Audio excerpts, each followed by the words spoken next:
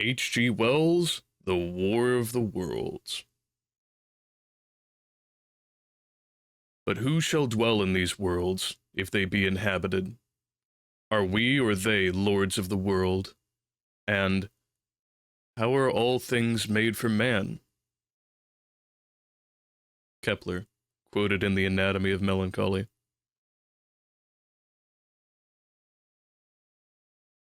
Book 1. The Coming of the Martians. Chapter 1. The Eve of the War.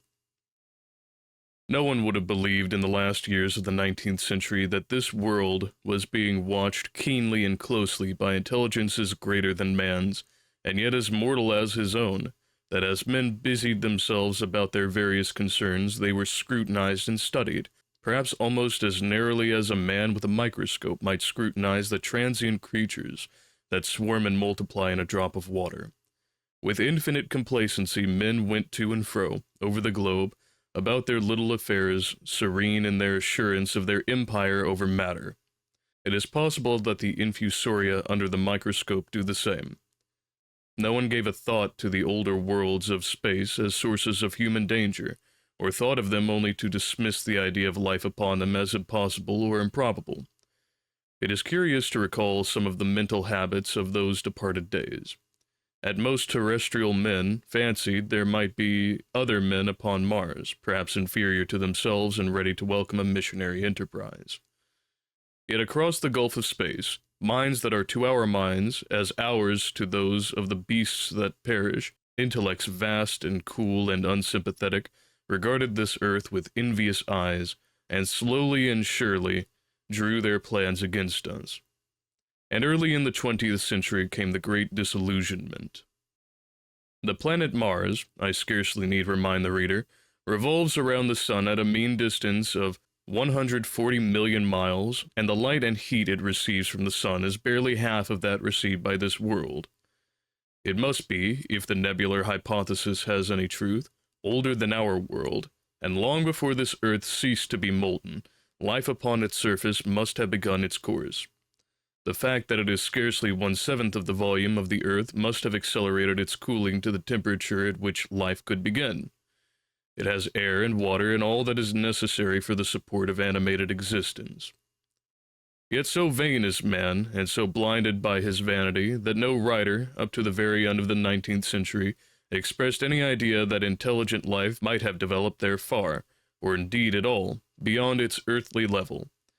Nor was it generally understood that since Mars is older than our Earth, with scarcely a quarter of the superficial area, and remoter from the Sun, it necessarily follows that it is not only more distant from time's beginning, but nearer its end.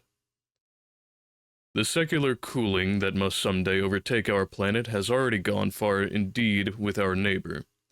Its physical condition is still largely a mystery, but we know that even in its equatorial region, the midday temperature barely approaches that of our coldest winter. Its air is much more attenuated than ours, its oceans have shrunk until they cover but a third of its surface, and as its slow seasons change, huge snowcaps gather and melt about either pole, and periodically inundate its temperate zones. The last stage of exhaustion, which to us is still incredibly remote, has become a present-day problem for the inhabitants of Mars. The immediate pressure of necessity has brightened their intellects, enlarged their powers, and hardened their hearts, and looking across space with instruments and intelligences such as we have scarcely dreamed of, they see, at its nearest distance, only 35 million of miles sunward of them, a morning star of hope. Our own warmer planet, green with vegetation and gray with water, with a cloudy atmosphere eloquent of fertility, with glimpses through its drifting cloud wisps of broad stretches of populous country and narrow navy-crowded seas. And we men, the creatures who inhabit this earth, must be to them at least as alien and lowly as we are to the monkeys and lemurs to us. The intellectual side of man already admits that life is an incessant struggle for existence, and it would seem that this too is the belief of the minds upon Mars. Their world is far gone in its cooling, and this world is still crowded with life, but crowded only with what they regard as inferior animals. To carry warfare sunward is, indeed, their only escape from the destruction that, generation after generation, creeps upon them. And before we judge of them too harshly, we must remember what ruthless and utter destruction our own species has wrought, not only upon animals such as the vanished bison and the dodo, but upon its inferior races. The Tasmanians, in spite of their human likeness, were entirely swept out of existence in a war of extermination waged by European immigrants, in the space of 50 years. Are we such apostles of mercy as to complain if the Martians warred in the same spirit? The Martians seem to have calculated their descent with amazing subtlety. Their mathematical learning is evidently far in excess of ours, and to have carried out their preparations with a well-nigh perfect unanimity. Had our instruments permitted it, we might have seen the gathering trouble far back in the 19th century. Men like Schiaparelli watched the red planet. It is odd, by the by, that for countless centuries Mars has been the star of war, but failed to interpret the fluctuating appearances of the markings they map so well. All that time, the Martians must have been getting ready. During the opposition of 1894, a great light was first seen on the illuminated part of the disk. First at the Lick Observatory, then by Perrotin of Nice, and then by other observers. English readers heard of it first in the issue of Nature, dated August 2nd. I am inclined to think that this blaze may have been the casting of the huge gun in the vast pits sunk into their planet, from which their shots were fired at us. Peculiar markings, as yet unexplained, were seen near the site of that outbreak during the next two oppositions. The storm burst upon us 6 years ago now. As Mars approached opposition, Lavelle of Java set the wires of the astronomical exchange palpitating with the amazing intelligence of a huge outbreak of incandescent gas upon the planet.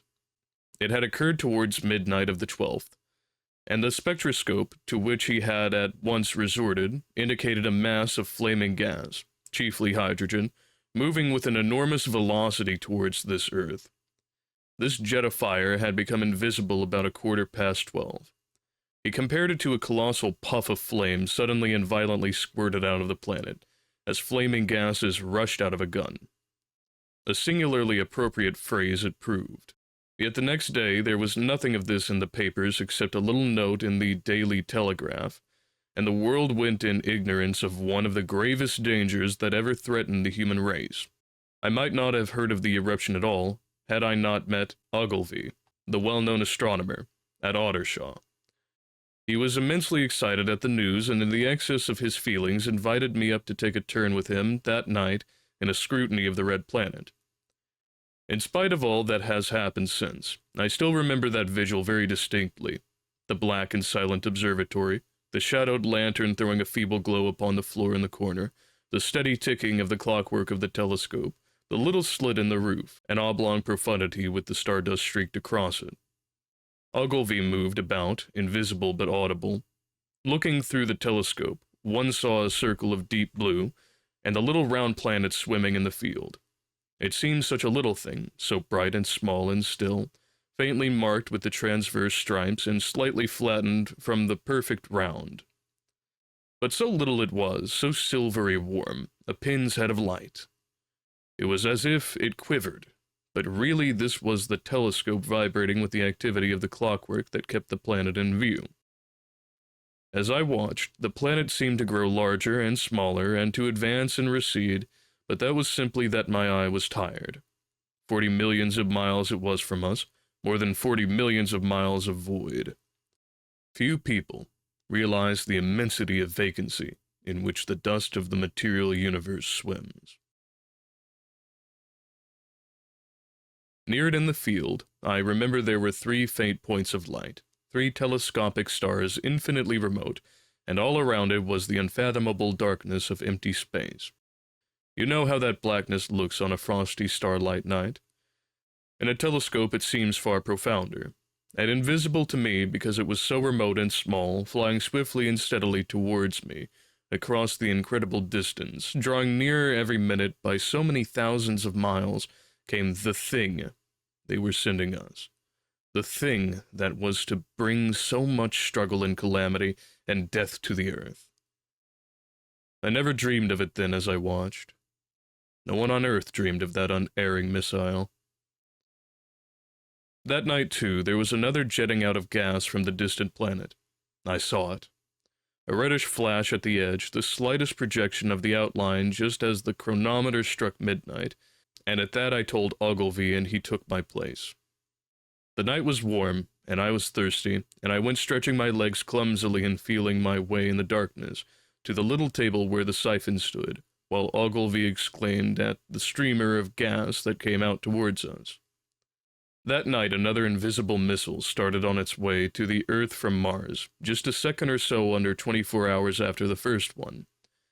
I remember how I sat on the table there in the blackness with patches of green and crimson swimming before my eyes. I wished I had a light to smoke by, little suspecting the meaning of the minute gleam I had seen and all that it would presently bring me. Ogilvy watched till 1, and then gave it up, and we lit the lantern and walked over to his house. Down below in the darkness were Ottershaw and Chertsey, and all their hundreds of people, sleeping in peace.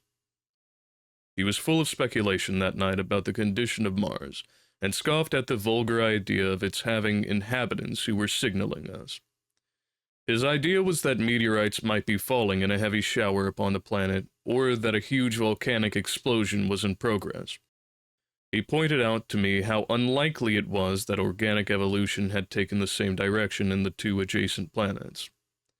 "The chances against anything manlike on Mars are 1,000,000 to 1, he said.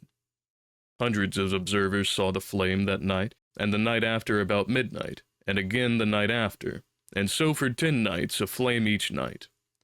Why the shots ceased after the 10th, no one on Earth has attempted to explain. It may be the gases of the firing caused the Martians inconvenience.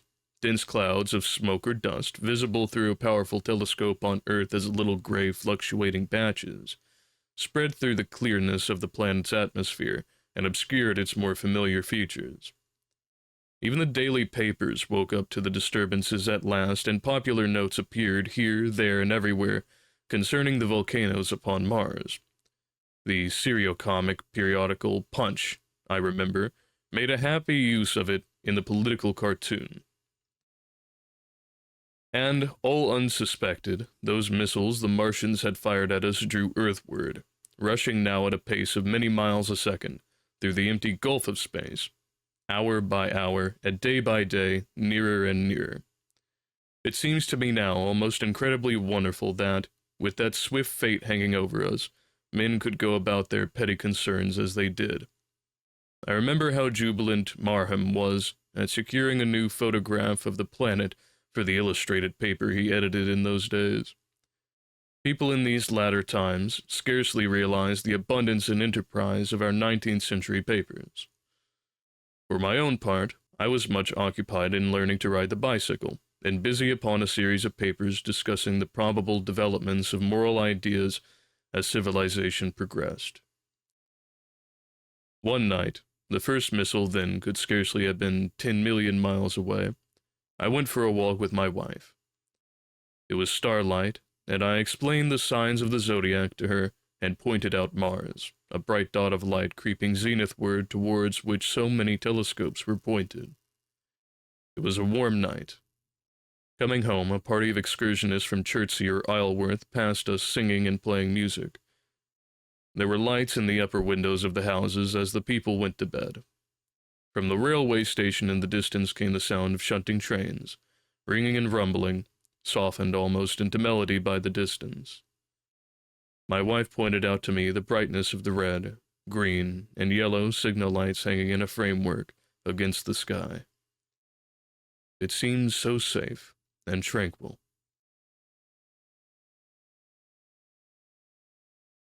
Chapter 2. The Falling Star. Then came the night of the first falling star. It was seen early in the morning, rushing over Winchester eastward, a line of flame high in the atmosphere. Hundreds must have seen it, and taken it for an ordinary falling star. Albin described it as leaving a greenish streak behind it that glowed for some seconds. Denning, our greatest authority on meteorites, stated that the height of its first appearance was about 90 or 100 miles. It seemed to him that it fell to Earth, about 100 miles east of him. I was at home at that hour and writing in my study, and although my French windows faced towards Ottershaw, and the blind was up, for I loved in those days to look up at the night sky, I saw nothing of it.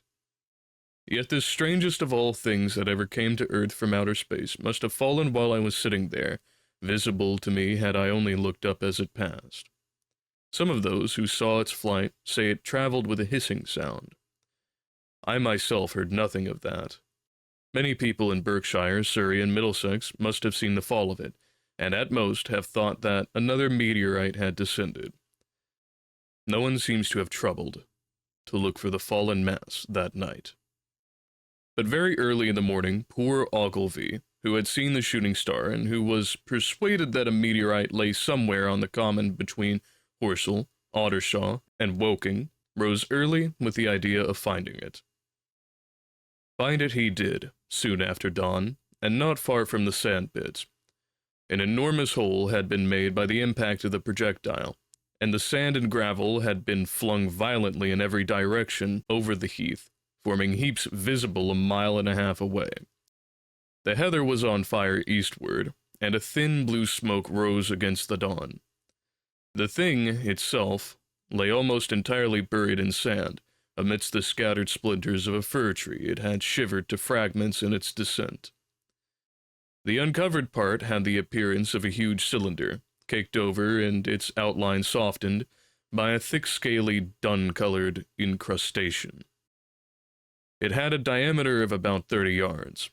He approached the mass, surprised at the size and more so at the shape, since most meteorites are rounded more or less completely. It was, however, still so hot, from its flight through the air, as to forbid his near approach. A stirring noise within its cylinder he ascribed to the unequal cooling of its surface, for at the time it had not occurred to him that it might be hollow.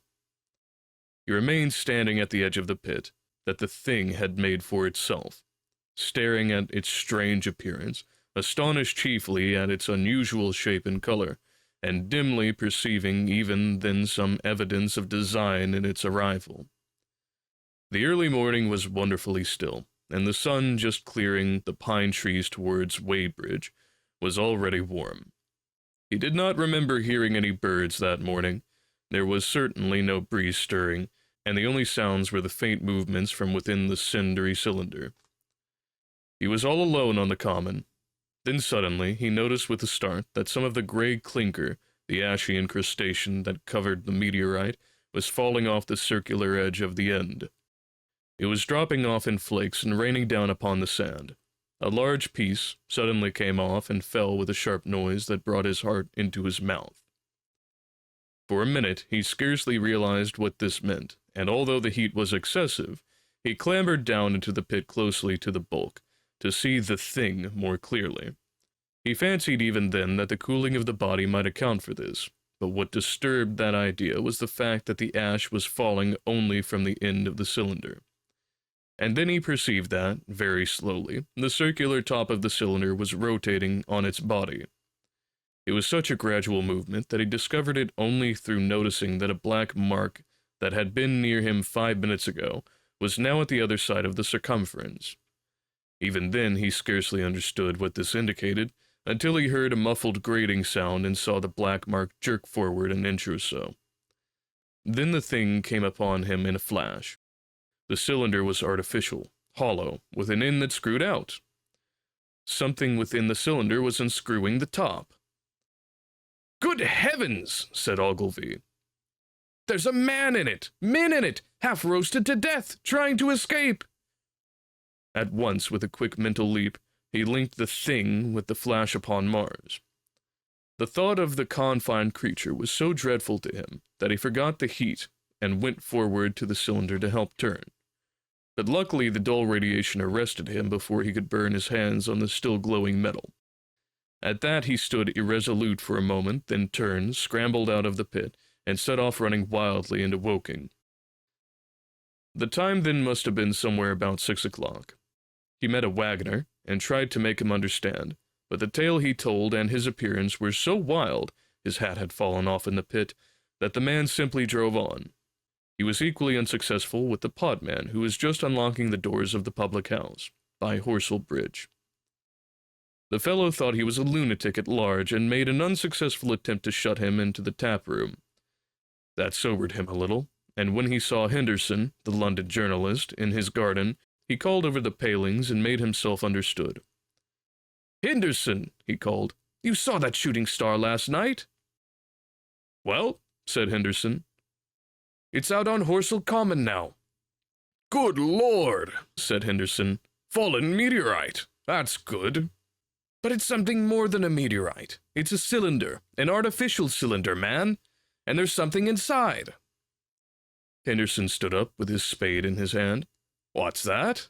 he said. He was deaf in one ear. Ogilvy told him all that he had seen. Henderson was a minute or so taking it in. Then he dropped his spade, snatched up his jacket, and came out into the road.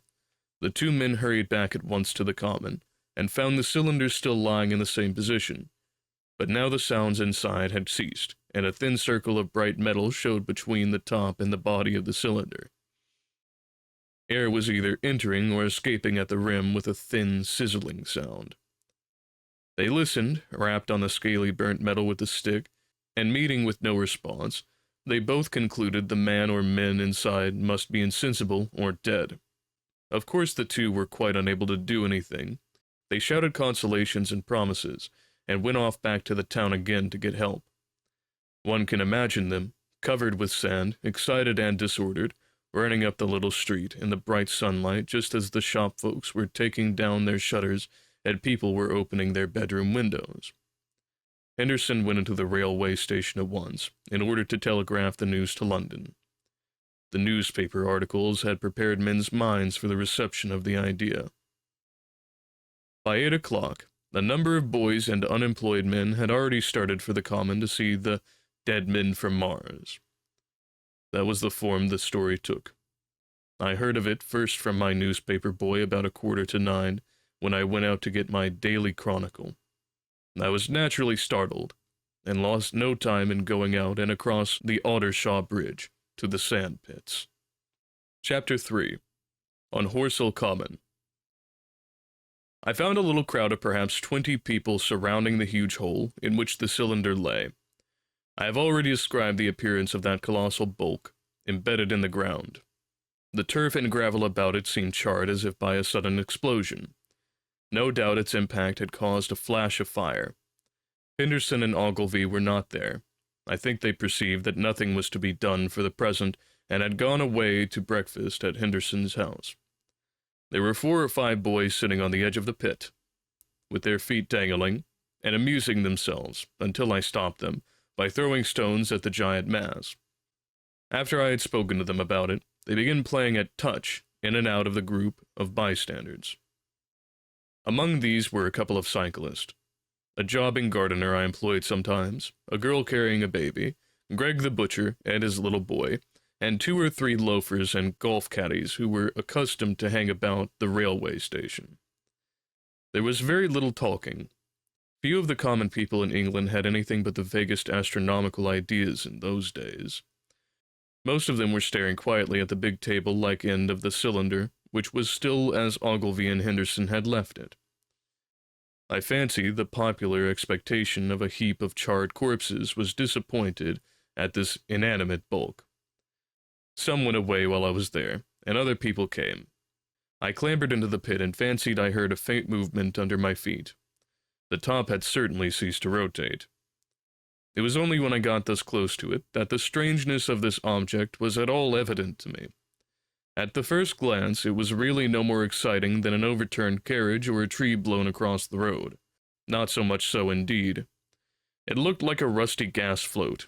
It required a certain amount of scientific education to perceive that the gray scale of the thing was no common oxide, that the yellowish-white metal that gleamed in the crack between the lid and the cylinder had an unfamiliar hue. Extraterrestrial had no meaning for most of the onlookers. At that time it was quite clear in my own mind that the thing had come from the planet Mars, but I judged it improbable that it contained any living creature. I thought the unscrewing might be automatic. In spite of Ogilvy, I still believed that there were men in Mars. My mind ran fancifully on the possibilities of its containing manuscript, on the difficulties in translation that might arise, whether we should find coins and models in it, and so forth. Yet it was a little too large for assurance on this idea. I felt an impatience to see it opened. About 11, as nothing seemed happening, I walked back, full of such thought, to my home in Maybury. But I found it difficult to get to work upon my abstract investigations. In the afternoon, the appearance of the Common had altered very much. The early editions of the evening papers had startled London with enormous headlines. "A message received from Mars. Remarkable story from Woking," and so forth. In addition, Ogilvy's wire to the Astronomical Exchange had roused every observatory in the three kingdoms. There were half a dozen flies or more from the Woking station standing in the road by the sandpits, a basket chaise from Chobham, and a rather lordly carriage. Besides that, there was quite a heap of bicycles. In addition, a large number of people must have walked, in spite of the heat of the day, from Woking and Chertsey, so that there was altogether quite a considerable crowd, one or two gaily dressed ladies among the others. It was glaringly hot, not a cloud in the sky, nor a breath of wind, and the only shadow was that of a few scattered pine trees. The burning heather had been extinguished, but the level ground towards Ottershaw was blackened as far as one could see, and still giving off vertical streamers of smoke. An enterprising sweetstuff dealer in the Chobham Road had sent up his son with a barrow-load of green apples and ginger beer. Going to the edge of the pit, I found it occupied by a group of about half a dozen men, Henderson, Ogilvy, and a tall, fair-haired man that I afterwards learned was Stent, the astronomer royal, with several workmen wielding spades and pickaxes. Stent was giving directions in a clear, high-pitched voice. He was standing on the cylinder, which was now evidently much cooler. His face was crimson and streaming with perspiration, and something seemed to have irritated him. A large portion of the cylinder had been uncovered, though its lower end was still embedded. As soon as Ogilvy saw me among the staring crowd on the edge of the pit, he called to me to come down, and asked me if I would mind going over to see Lord Hilton, the lord of the manor. The growing crowd, he said, was becoming a serious impediment to their excavations, especially the boys. They had wanted a light railing put up, and helped to keep the people back. He told me that a faint stirring was occasionally still audible within the case, but that the workmen had failed to unscrew the top, as it afforded no grip to them. The case appeared to be enormously thick, and it was possible that the faint sounds we heard represented a noisy tumult in the interior. I was very glad to do as he asked, and so become one of the privileged spectators within the contemplated enclosure. I failed to find Lord Hilton at his house, but I was told that he was expected from London by the 6 o'clock train from Waterloo, and as it was then about 5:15, I went home, had some tea, and walked up to the station to waylay him. Chapter 4. The Cylinder Opens. When I returned to the Common, the sun was setting. Scattered groups were hurrying from the direction of Woking, and one or two persons were returning. The crowd about the pit had increased, and stood out black against the lemon yellow of the sky, a couple of hundred people, perhaps. There were raised voices, and some sort of struggle appeared to be going on about the pit. Strange imaginings passed through my mind. As I drew nearer, I heard Stent's voice. "Keep back! Keep back!" A boy came running towards me. "It's a movin'," he said to me as he passed. "A screwin' and a screwin' out! I don't like it. I'm a goin' home, I am." I went on to the crowd. There were really, I should think, 200 or 300 people elbowing and jostling one another, the one or two ladies there being by no means the least active. "He's fallen in the pit!" cried someone. "Keep back!" said several. The crowd swayed a little, and I elbowed my way through. Everyone seemed greatly excited. I heard a peculiar humming sound from the pit. "I say," said Ogilvy, "keep these idiots back. We don't know what's in the confounded thing, you know." I saw a young man, a shop assistant in Woking I believe he was, standing on the cylinder and trying to scramble out of the hole again. The crowd had pushed him in. The end of the cylinder was being screwed out from within, nearly 2 feet of shining screw projected. Somebody blundered against me, and I narrowly missed being pitched onto the top of the screw. I turned, and as I did so, the screw must have come out, for the lid of the cylinder fell upon the gravel with a ringing concussion. I stuck my elbow into the person behind me, and turned my head towards the thing again. For a moment that circular cavity seemed perfectly black. I had the sunset in my eyes.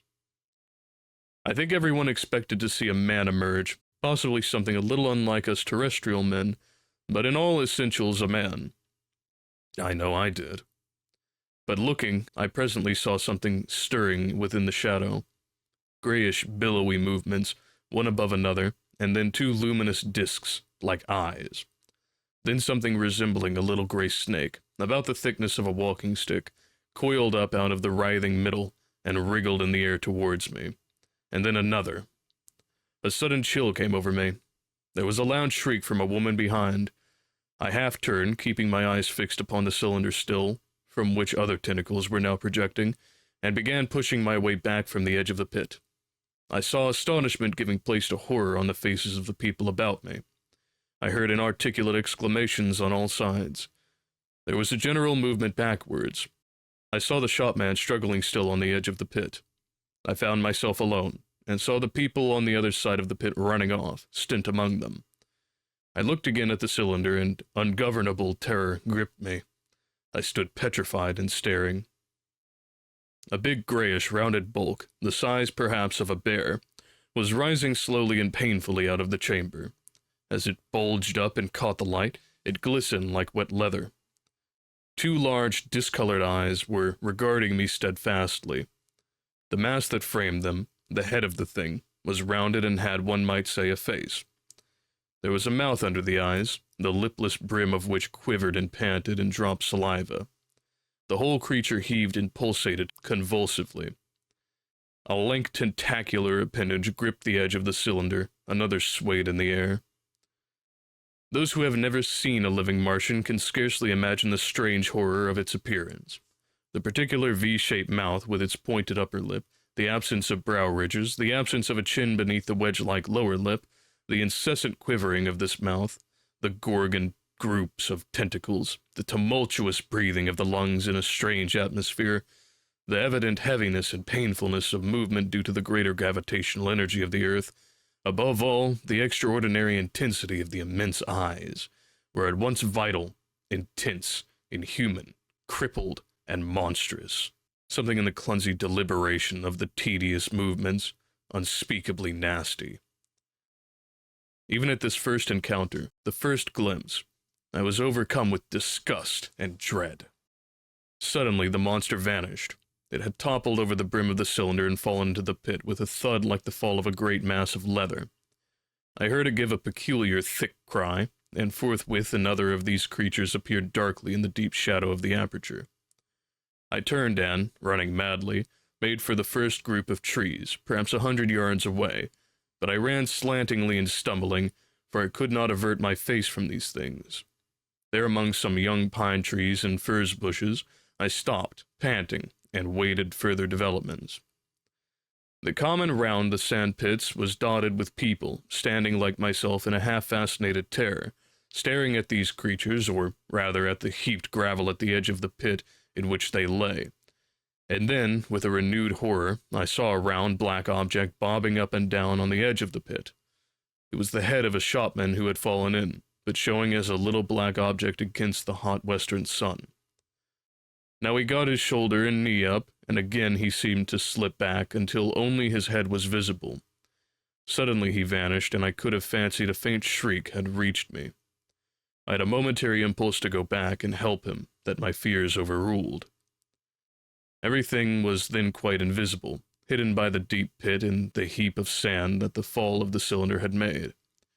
Anyone coming along the road from Chobham or Woking would have been amazed at the sight, a dwindling multitude of perhaps 100 people or more standing in a great irregular circle, in ditches, behind bushes, behind gates and hedges, saying little to one another, and that, in short, excited shouts and staring hard, at a few heaps of sand. The barrow of ginger beer stood, a queer derelict, black against the burning sky, and in the sand pits was a row of deserted vehicles, with their horses feeding out of the nosebags or pawing the ground. Chapter 5. The Heat Ray. After the glimpse I had had of the Martians emerging from the cylinder in which they had come to the Earth from their planet, a kind of fascination paralyzed my actions. I remained standing knee-deep in the heather, staring at the mound that hid them. I was a battleground of fear and curiosity. I did not dare to go back towards the pit, but I felt a passionate longing to peer into it. I began walking, therefore, in a big curve, seeking some point of vantage, and continually looking at the sand heaps that hid these newcomers to our Earth. Once a leash of thin black whips, like the arms of an octopus, flashed across the sunset and was immediately withdrawn, and afterwards a thin rod rose up, joint by joint, bearing at its apex a circular disc that spun with a wobbling motion. What could be going on there? Most of the spectators had gathered in one or two groups, one a little crowd towards Woking, the other a knot of people in the direction of Chobham. Evidently they shared my mental conflict. There were few near me. One man I approached, he was, I perceived, a neighbor of mine, though I did not know his name, and accosted, but it was scarcely a time for articulate conversation. "What ugly brutes!" he said. "Good God, what ugly brutes!" He repeated this over and over again. "Did you see the man in the pit?" I said, but he made no answer to that. We became silent and stood watching for a time, side by side, deriving, I fancy, a certain comfort in one another's company. Then I shifted my position to a little knoll that gave me the advantage of a yard or more of elevation, and when I looked for him presently, he was walking towards Woking. The sunset faded to twilight before anything further happened. The crowd far away to the left, towards Woking, seemed to grow, and I heard now a faint murmur from it. The little knot of people towards Chobham dispersed. There was scarcely an intimation of movement from the pit. It was this, as much as anything, that gave people courage, and I suppose the new arrivals from Woking also helped to restore confidence. At any rate, as the dusk came on, a slow, intermittent movement upon the sand pits began, a movement that seemed to gather force as the stillness of the evening about the cylinder remained unbroken. Vertical black figures in twos and threes would advance, stop, watch, and advance again, spreading out as they did so in a thin irregular crescent that promised to enclose the pit in its attenuated horns. I, too, on my side, began to move towards the pit. Then I saw some cabmen and others had walked boldly into the sand pits, and heard the clatter of hoofs and the gride of wheels. I saw a lad trundling off the barrow of apples, and then within 30 yards of the pit, advancing from the direction of Horsell, I noted a little black knot of men, the foremost of whom was waving a white flag. This was the deputation. There had been a hasty consultation, and since the Martians were evidently, in spite of their repulsive forms, intelligent creatures, it had been resolved to show them, by approaching them with signals, that we too were intelligent. Flutter, flutter went the flag, first to the right, then to the left. It was too far for me to recognize anyone there, but afterwards I learned that Ogilvy, Stint, and Henderson were with others in this attempt at communication. This little group had in its advance, dragged inward, so to speak, the circumference of the now almost complete circle of people, and a number of dim black figures followed it at discreet distances.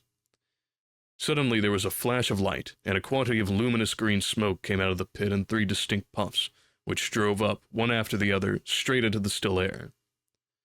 The smoke, or flame perhaps would be a better word for it, was so bright that the deep blue sky overhead and the hazy stretches of brown common towards Chertsey, set with black pine trees, seemed to darken abruptly as these puffs arose, and to remain the darker after their dispersal. At the same time a faint hissing sound became audible.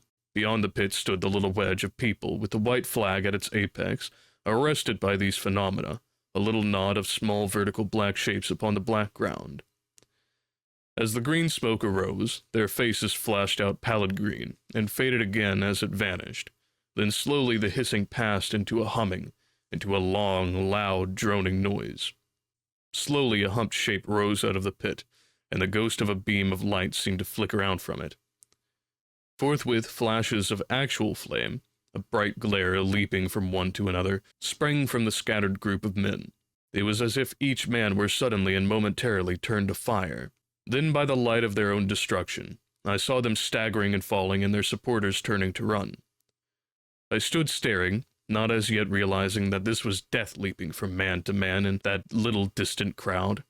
I stood staring, not as yet realizing that this was death leaping from man to man in that little distant crowd. All I felt was that it was something very strange, an almost noiseless and blinding flash of light, and a man fell headlong and lay still. And as the unseen shaft of heat passed over them, pine trees burst into fire, and every dry furze bush became, with one dull thud, a mass of flames. And far away towards Naphill, I saw the flashes of trees and hedges and wooden buildings suddenly set alight. It was sweeping round swiftly and steadily, this flaming death, this invisible, inevitable sort of heat. I perceived it coming towards me by the flashing bushes it touched, and was too astounded and stupefied to stir. I heard the crackle of fire in the sandpits, and the sudden squeal of a horse that was as suddenly stilled. Then it was as if an invisible yet intensely heated finger were drawn through the heather between me and the Martians, and all along a curving line beyond the sandpits, the dark ground smoked and crackled. Something fell with a crash far away to the left, where the road from Woking Station opens out on the common. Forthwith, the hissing and humming ceased, and the black dome-like object sank slowly out of sight into the pit. All this had happened with such swiftness that I had stood motionless, dumbfounded and dazzled by the flashes of light. Had that death swept through a full circle? It must inevitably have slain me in my surprise. But it passed and spared me, and left the night about me suddenly dark and unfamiliar. The undulating common seemed now dark, almost to blackness, except where its roadways lay gray and pale under the deep blue sky of the early night. It was dark, and suddenly void of men. Overhead, the stars were mustering, and in the west the sky was still a pale, bright, almost greenish blue. The tops of the pine trees and the roofs of the horsel came out sharp and black against the western afterglow. The Martians and their appliances were altogether invisible, save for that thin mast upon which their restless mirror wobbled. Patches of bush and isolated trees here and there smoked and glowed still, and the houses towards Woking Station were sending up spires of flame into the stillness of the evening air. Nothing was changed save for that, and a terrible astonishment. The little group of black specks with the flag of white had been swept out of existence, and the stillness of the evening, so it seemed to me, had scarcely been broken. It came to me that I was upon this dark common, helpless, unprotected, and alone. Suddenly, like a thing falling upon me from without, came fear. With an effort, I turned and began a stumbling run through the heather. The fear I felt was no rational fear, but a panic terror not only of the Martians, but of the dusk and stillness all about me. Such an extraordinary effect in unmanning me it had, that I ran weeping silently as a child might do. Once I had turned, I did not dare to look back. I remember I felt an extraordinary persuasion that I was being played with, that presently, when I was upon the very verge of safety, the mysterious death, as swift as the passage of light, would leap after me from the pit about the cylinder and strike me down. The Heat Ray, in the Chobham Road. Chapter 6. It is still a matter of wonder how the Martians are able to slay men so swiftly and so silently. Many think that in some way they are able to generate an intense heat in a chamber of practically absolute non-conductivity. This intense heat they project in a parallel beam against any object they choose, by means of a polished parabolic mirror of unknown composition, much as the parabolic mirror of a lighthouse projects a beam of light. But no one has absolutely proved these details. However it is done, it is certain that a beam of heat is the essence of the matter. Heat and invisible instead of visible light. Whatever is combustible flashes into flame at its touch. Lead runs like water, it softens iron, cracks and melts glass, and when it falls upon water, incontinently, that explodes into steam. That night, nearly 40 people lay under the starlight about the pit, charred and distorted beyond recognition, and all night long the common from Horsell to Maybury was deserted and brightly ablaze. The news of the massacre probably reached Chobham, Woking, and Ottershaw about the same time. In Woking, the shops had closed when the tragedy happened, and a number of people, shop people and so forth, attracted by the stories they had heard, were walking over the Horsell Bridge and along the road between the hedges that runs out, at last, upon the common.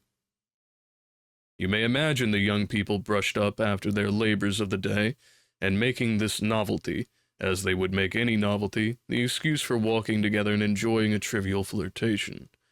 You may figure to yourself the hum of voices along the road in the gloaming. As yet, of course, few people in Woking even knew that the cylinder had opened, though poor Henderson had sent a messenger on a bicycle to the post office with a special wire to an evening paper. As these folks came out by twos and threes upon the open, they found little knots of people talking excitedly and peering at the spinning mirror over the sand pits, and the newcomers were, no doubt, soon infected by the excitement of the occasion. By 8:30, when the deputation was destroyed, there may have been a crowd of 300 people or more at its place, besides those who had left the road to approach the Martians nearer. There were 3 policemen, too, one of whom was mounted, doing their best, under instructions from Stent, to keep the people back and deter them from approaching the cylinder. There was some booing from those more thoughtless and excitable souls, to whom a crowd is always an occasion for noise and horseplay. Stent and Ogilvy, anticipating some possibilities of a collision, had telegraphed from Horsell to the barracks as soon as the Martians emerged, for the help of a company of soldiers to protect these strange creatures from violence. After that, they returned to lead that ill-fated advance. The descriptions of their deaths, as it was seen by the crowd, tallies very closely with my own impressions. The 3 puffs of green smoke, the deep humming note, and the flashes of flame. But that crowd of people had a far narrower escape than mine. Only the fact that a hummock of heathery sand intercepted the lower part of the heat ray saved them. Had the elevation of the parabolic mirror been a few yards higher, none could have lived to tell the tale. They saw the flashes and the men falling, and an invisible hand, as it were, lit the bushes as it hurried towards them through the twilight.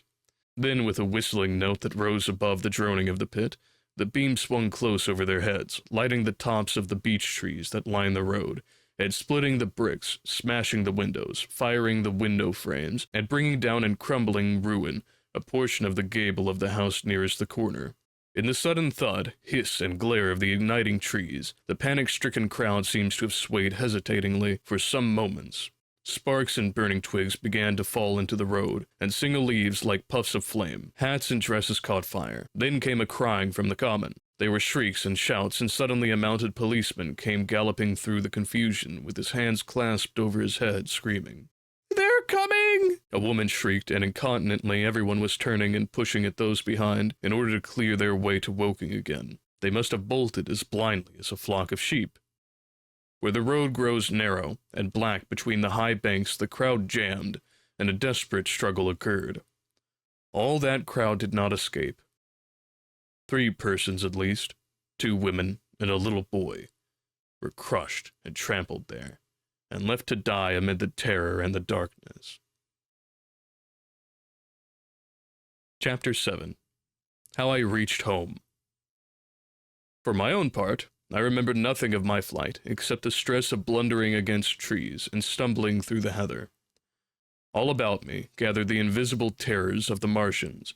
That pitiless sword of heat seemed whirling to and fro, flourishing overhead before it descended and smote me out of life. I came into the road between the crossroads and Horsell, and ran along this to the crossroads. At last I could go no further. I was exhausted with the violence of my emotion and of my flight, and I staggered and fell by the wayside. That was near the bridge that crosses the canal by the gas-works. I fell and lay still. I must have remained there some time. I sat up, strangely perplexed. For a moment, perhaps, I could not clearly understand how I came there. My terror had fallen from me like a garment. My hat had gone, and my collar had burst away from its fastener. A few minutes before, There had only been three real things before me: the immensity of the night and space and nature, my own feebleness and anguish, and the near approach of death. Now it was as if something turned over, and the point of view altered abruptly.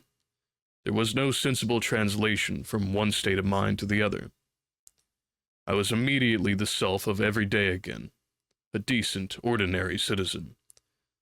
The silent common, the impulse of my flight, the starting flames, were as if they had been in a dream. I asked myself, had these latter things indeed happened? I could not credit it. I rose and walked unsteadily up the steep incline of the bridge. My mind was a blank wonder. My muscles and nerves seemed drained of their strength. I dare say I staggered drunkenly. A head rose over the arch, and the figure of a workman carrying a basket appeared. Beside him ran a little boy. He passed me, wishing me good night. I was minded to speak to him, but did not. I answered his greeting with a meaningless mumble and went on over the bridge. Over the Maybury Arch, a train, a billowing tumult of white, firelit smoke, and a long caterpillar of lighted windows, went flying south. Clatter, clatter, clap, rap, and it had gone. A dim group of people talked in the gate of one of the houses in the pretty little row of gables that was called Oriental Terrace. It was all so real and so familiar. And that behind me, it was frantic, fantastic. Such things, I told myself, could not be. Perhaps I am a man of exceptional moods. I do not know how far my experience is common. At times I suffer from the strangest sense of detachment from myself and the world about me. I seem to watch it all from the outside, from somewhere inconceivably remote, out of time, out of space, out of the stress and tragedy of it all. This feeling was very strong upon me that night. Here was another side to my dream.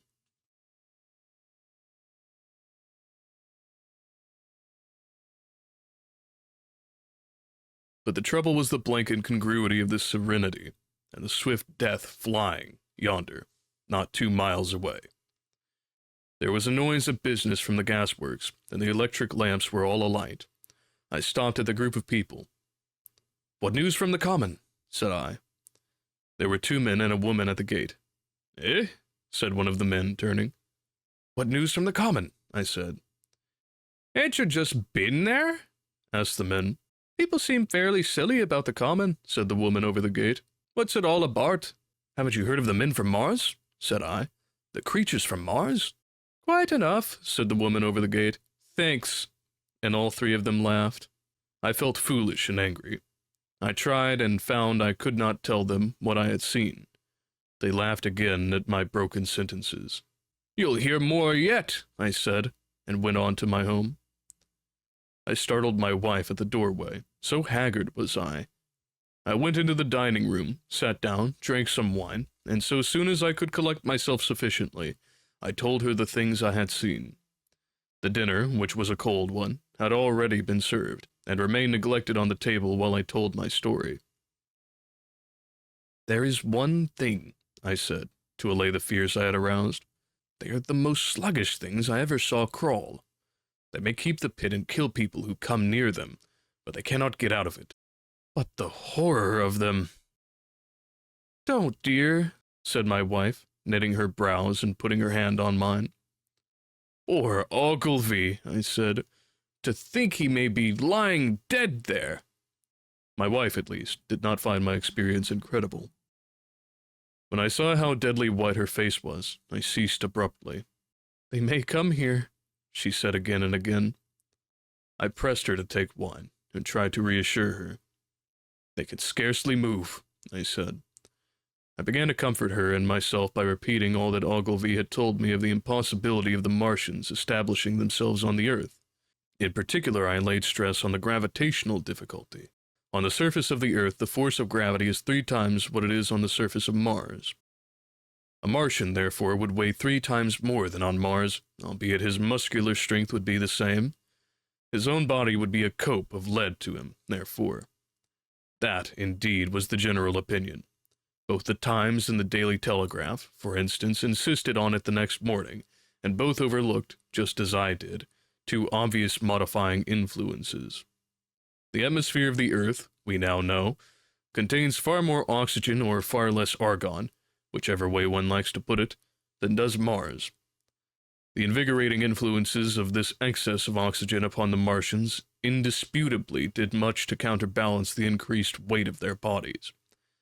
And in the second place, we all overlook the fact that such mechanical intelligence as the Martians possessed was quite able to dispense with muscular exertion at a pinch. But I did not consider these points at the time, and so my reasoning was dead against the chances of the invaders. With wine and food, the confidence of my own table, and the necessity of reassuring my wife, I grew by insensible degrees courageous and secure. "They have done a foolish thing," said I, fingering my wine glass. "They are dangerous because, no doubt, they are mad with terror. Perhaps they expected to find no living things, certainly, no intelligent living things. A shell in the pit," said I. "If the worst comes to the worst, we'll kill them all." The intense excitement of the events had no doubt left my perceptive powers in a state of erethism. I remember that dinner table with extraordinary vividness even now. My dear wife's sweet, anxious face peering at me from under the pink lampshade, the white cloth with its silver and glass table furniture, for in those days even philosophical writers had many little luxuries. The crimson-purple wine in my glass are photographically distinct. At the end of it I sat, tempering nuts with a cigarette, regretting Ogilvy's rashness, and denouncing the short-sighted timidity of the Martians. So some respectable dodo in the Mauritius might have lorded it in his nest, and discussed the arrival of that shipful of pitiless sailors in want of animal food. We will peck them to death tomorrow, my dear. I did not know it, but that was the last civilized dinner I was to eat for very many strange and terrible days. Chapter 8. Friday Night. The most extraordinary thing to my mind, of all the strange and wonderful things that happened upon that Friday, was the dovetailing of the commonplace habits of our social order with the first beginnings of the series of events that was to topple that social order headlong. If on Friday night you had taken a pair of compasses and drawn a circle with a radius of 5 miles around the Woking sandpits, I doubt if you would have had one human being outside it, unless it were some relation of Stint or of the 3 or 4 cyclists or London people lying dead on the common, whose emotions or habits were at all affected by the newcomers. Many people had heard of the cylinder, of course, and talked about it in their leisure, but it certainly did not make the sensation that an ultimatum to Germany would have done. In London that night poor Henderson's telegram describing the gradual unscrewing of the shot was judged to be a canard, and his evening paper, after wiring for authentication from him, and receiving no reply, the man was killed, decided not to print a special edition. Even within the 5-mile circle, the great majority of people were inert. I had already described the behavior of the men and women to whom I spoke. All over the district, people were dining and supping. Working men were gardening after the labors of the day.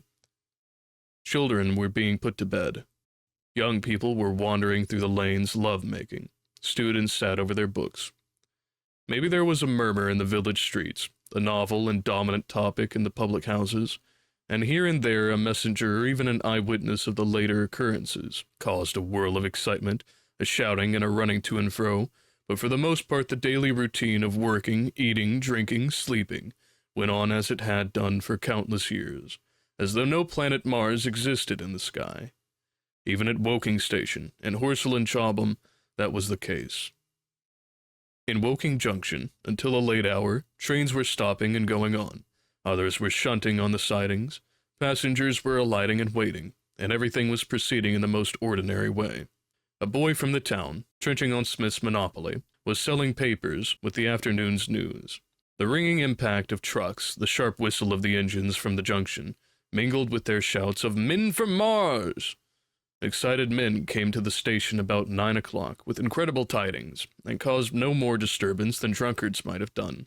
People rattling London words peered into the darkness outside the carriage windows, and saw only a rare flickering vanishing spark dance up from the direction of Horsell, a red glow and a thin veil of smoke driving across the stars, and thought that nothing more serious than a heath fire was happening. It was only round the edge of the common that any disturbance was perceptible. There were half a dozen villas burning on the Woking border. There were lights in all the houses on the common side of the three villages, and the people there kept awake till dawn. A curious crowd lingered restlessly, people coming and going, but the crowd remaining, both on the Chobham and the Horsell bridges.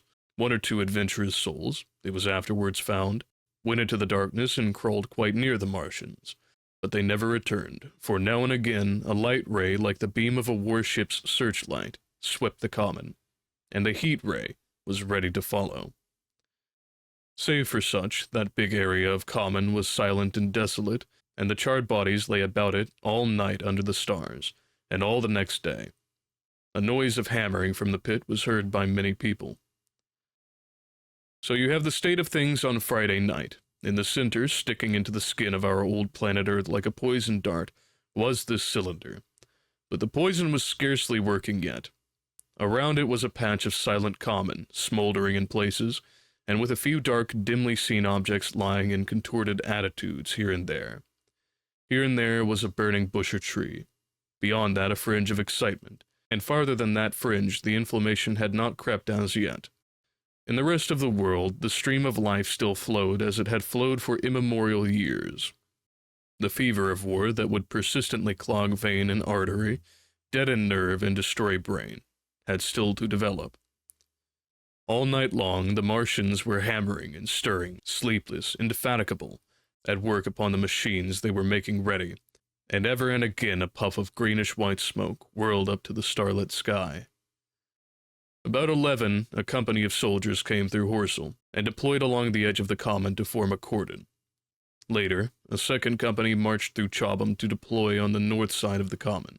Several officers, in their Inkerman barracks, had been on common earlier in the day, and one, Major Eden, was reported to be missing. The colonel of the regiment came to the Chobham Bridge, and was quite busy questioning the crowd at midnight. The military authorities were certainly alive to the seriousness of the business. About 11, the next morning's papers were able to say, a squadron of hussars, 2 Maxims, and about 400 men of the Cardigan regiment started from Aldershot. A few seconds after midnight, the crowd in the Chertsey Road, Woking, saw a star fall from the heaven into the pine woods to the northwest. It had a greenish color, and caused a silent brightness, like summer lightning.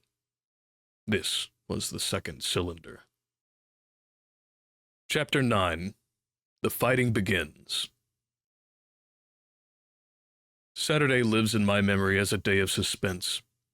It was a day of lassitude, too, hot and close with, I am told, a rapidly fluctuating barometer. I had slept but little, though my wife had succeeded in sleeping, and I rose early. I went into my garden before breakfast and stood listening, but towards the common there was nothing stirring but a lark. The milkman came as usual. I heard the rattle of his chariot, and I went around to the side gate to ask the latest news. He told me that during the night the Martians had been surrounded by troops, and that guns were expected. Then, a familiar reassuring note, I heard a train running towards Woking. They are to be killed, said the milkman, if that can possibly be avoided. I saw my neighbor gardening, chatted with him for a time, and then strolled in to breakfast. It was a most unexceptional morning. My neighbor was of opinion that the troops would be able to capture or to destroy the Martians during the day. It's a pity they make themselves so unapproachable, he said. It would be curious to know how they live on another planet. We might learn a thing or two. He came up to the fence and extended a handful of strawberries, for his gardening was as generous as it was enthusiastic. At the same time, he told me of the burning of the pine woods, about the Byfleet Gulf links. They say, said he, that there's another of those blessed things fallen there, number 2. But one's enough, surely. This lot'll cost the insurance people a pretty penny before everything's settled. He laughed with an air of the greatest good humor as he said this. The woods, he said, were still burning, and pointed out a haze of smoke to me. They will be hot underfoot for days, on account of the thick soil of pine needles and turf, he said, and then grew serious over poor Ogilvy. After breakfast, instead of working, I decided to walk down towards the common. Under the railway bridge, I found a group of soldiers, sappers, I think, men in small round caps, dirty red jackets unbuttoned, and showing their blue shirts, dark trousers, and boots coming to the calf. They told me no one was allowed over the canal, and, looking along the road towards the bridge, I saw one of the cardigan men standing sentinel there. I talked with these soldiers for a time.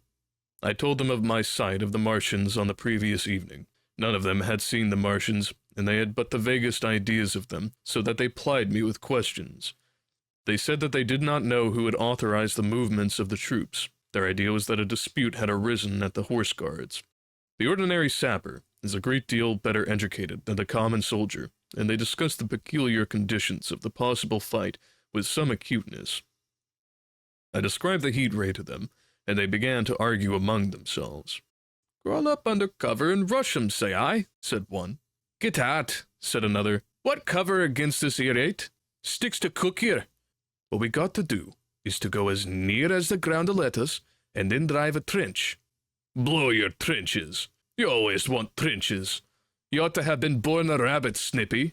"Ain't they got any necks, then?" said a third, abruptly, a little contemplative, dark man, smoking a pipe. I repeated my description. "Octopuses," said he.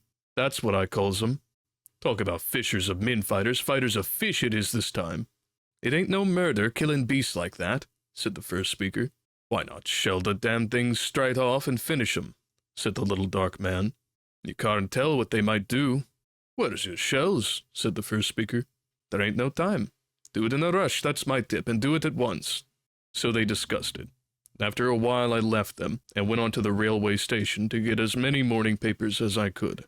But I will not weary the reader with the description of that long morning and of the long afternoon. I did not succeed in getting a glimpse of the common, for even Horsell and Chobham Church towers were in the hands of the military authorities. The soldiers I addressed didn't know anything. The officers were mysterious as well as busy. I found people in the town quite secure against the presence of the military, and I heard for the first time from Marshall, the tobacconist, that his son was among the dead on the common.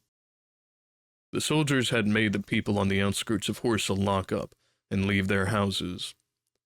I got back to lunch about 2, very tired, for, as I have said, the day was extremely hot and dull, and in order to refresh myself I took a cold bath in the afternoon. About 4:30 I went up to the railway station to get an evening paper, for the morning papers had contained only a very inaccurate description of the killing of Stent, Henderson, Ogilvy, and the others. But there was little I didn't know. The Martians did not show an inch of themselves. They seemed busy in their pit, and there was a sound of hammering and an almost continuous streamer of smoke.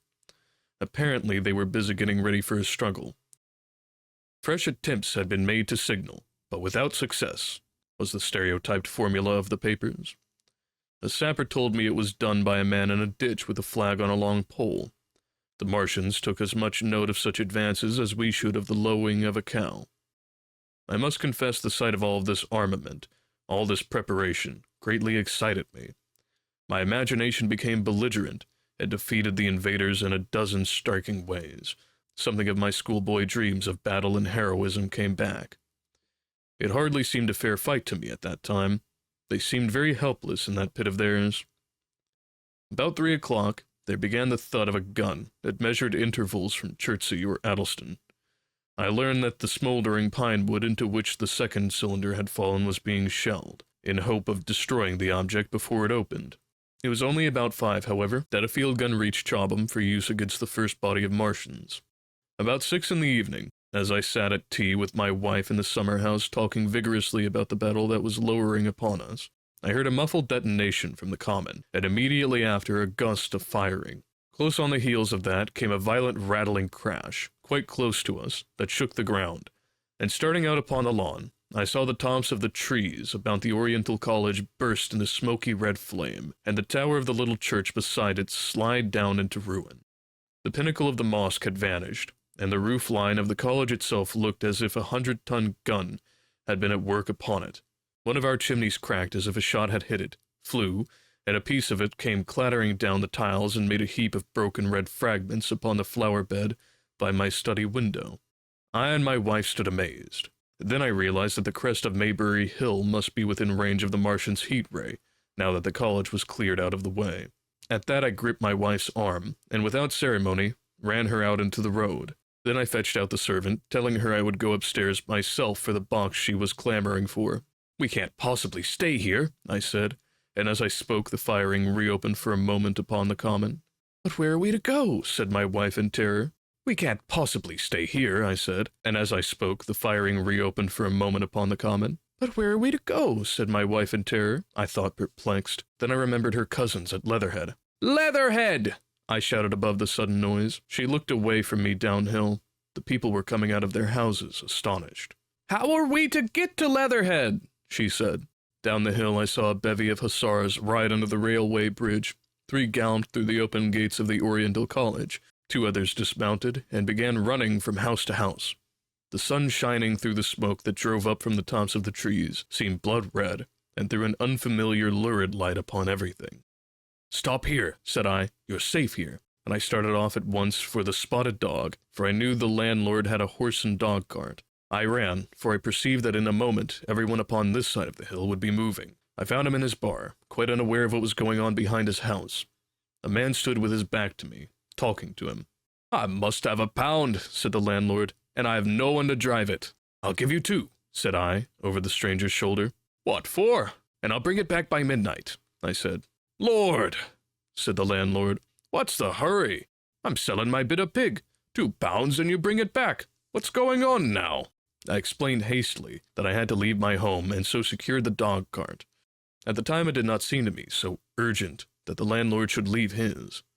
I took care to have the cart there and then, drove it off down the road, and, leaving it in charge of my wife and servant, rushed into my house and packed a few valuables, such plate as we had, and so forth. The beech trees below the house were burning while I did this, and the palings up the road glowed red.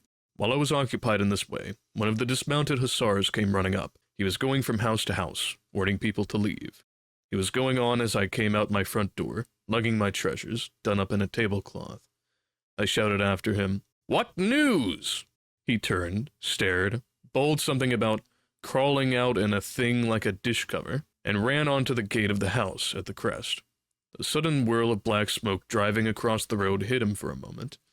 I ran to my neighbor's door and rapped to satisfy myself of what I already knew, that his wife had gone to London with him and had locked up their house. I went in again, according to my promise, to get my servant's box, lugged it out, clapped it beside her on the tail of the dog-cart, and then caught the reins and jumped up into the driver's seat beside my wife. In another moment we were clear of the smoke and noise, and spanking down the opposite slope of Maybury Hill towards Old Woking. In front was a quiet sunny landscape, a wheat field ahead on either side of the road, and the Maybury Inn with its swinging sign. I saw the doctor's cart ahead of me. At the bottom of the hill, I turned my head to look at the hillside I was leaving. Thick streamers of black smoke, shot with threads of red fire, were driving up into the still air, and throwing dark shadows upon the green tree tops eastward. The smoke already extended far away to the east and west, to the Byfleet pine woods eastward, and to Woking on the west. The road was dotted with people running towards us, and very faint now, but very distinct through the hot, quiet air. One heard the whir of a machine gun that was presently stilled, and an intermittent cracking of rifles. Apparently the Martians were setting fire to everything within range of their heat ray. I am not an expert driver, and I had immediately to turn my attention to the horse. When I looked back again, the second hill had hidden the black smoke. I slashed the horse with the whip, and gave him a loose rein until Woking and Sin lay between us, and that quivering tumult. I overtook and passed the doctor, between Woking and Sin. Chapter 10. In the Storm. Leatherhead is about 12 miles from Maybury Hill.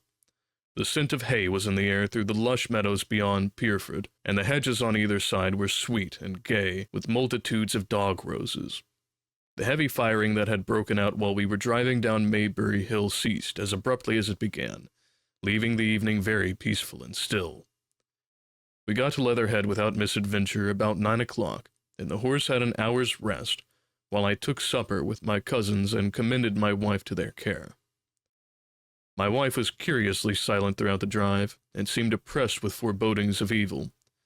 I talked to her reassuringly, pointing out that the Martians were tied to the pit by sheer heaviness, and at the utmost could but crawl a little out of it, but she answered only in monosyllables. Had it not been for my promise to the innkeeper, she would, I think, have urged me to stay in Leatherhead that night. Would that I had! Her face, I remember, was very white as we parted. For my own part, I had been feverishly excited all day. Something very like the war fever that occasionally runs through a civilized community had got into my blood, and in my heart I was not so very sorry that I had to return to Maybury that night. I was even afraid that that last fusillade I had heard might mean the extermination of our invaders from Mars. I can best express my state of mind by saying that I wanted to be in at the death. It was nearly 11 when I started to return. The night was unexpectedly dark. To me, walking out of the lighted passage of my cousin's house, it seemed indeed black, and it was hot and close as the day. Overhead the clouds were driving fast, albeit not a breath stirred the shrubs about us. My cousin's man lit both lamps. Happily, I knew the road intimately. My wife stood in the light of the doorway, and watched me until I jumped up into the dog-cart. Then abruptly, she turned and went in, leaving my cousins side by side, wishing me good hap. I was a little depressed at first with the contagion of my wife's fears, but very soon my thoughts reverted to the Martians. At that time, I was absolutely in the dark as to the course of the evening's fighting.